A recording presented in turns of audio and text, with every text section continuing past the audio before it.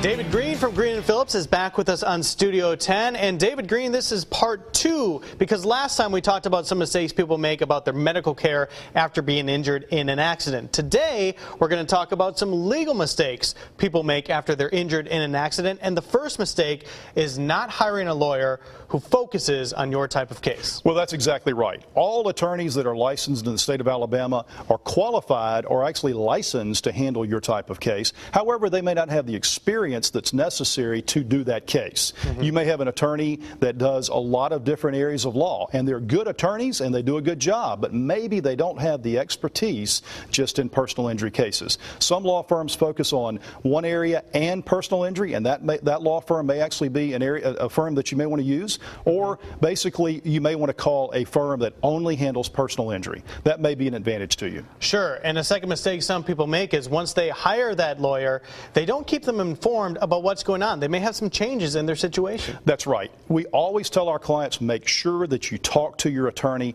let them know what's going on. If something changes, if you've been to the doctor tells you, gives you some report, you just want to make sure that you tell your case manager at Greene & Phillips, if we're your lawyer, or any lawyer, that this is what's going on with me, this is what's happening, and these are the problems I'm having. Sure, a third injury is maybe not even just keeping them up to date on what's going on, but not telling them about your past. They may have a past injury or a past history of injuries and wrecks. They need to tell their lawyer that up front. That's right. Sit down with your lawyer, tell them exactly injuries that you've had. You may have had the same injury before. It may have exacerbated a pre-existing problem.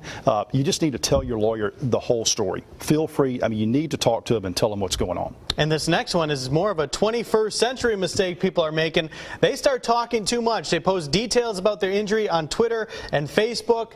Those things are no-nos. Man, that is a big problem. We see that all the time in cases we're litigating. Someone has an accident, they post a photograph of their wreck or their car on Facebook, and they put information about, well, you know, this was a terrible wreck, but I'm really okay. Well, how have you been feeling? Well, I'm really feeling okay. Well, that's not good. You don't need to post that. Do not put information about your accident on Facebook, or don't even put it out there at all. Any emails, just really protect yourself. And also, we've mentioned this before on the show, you don't want to talk to the other person's insurance company. Never talk to the other driver's insurance company. The only thing that can happen when you talk to them is bad for your case. Right. So lastly then, some people, I'm sure, have made these mistakes, and they're probably sitting at home being like, I don't have a case anymore. Well, that is not necessarily the case. That's right. They will have a case, but it could affect the value of your case. It could substantially affect the value. You can't change the facts of how the case happened. If someone rear-ended you, they rear-ended you, and you were hurt. Or if they hit you from the side, or if they ran a stoplight, you're still injured and they're still at fault. But it may affect the total value of your case. I'm sure people have plenty of questions. If you do, don't hesitate to call David and his friends at Greene & Phillips. Thanks for coming in again. Thanks for having me. Good to see you. Thanks for being here.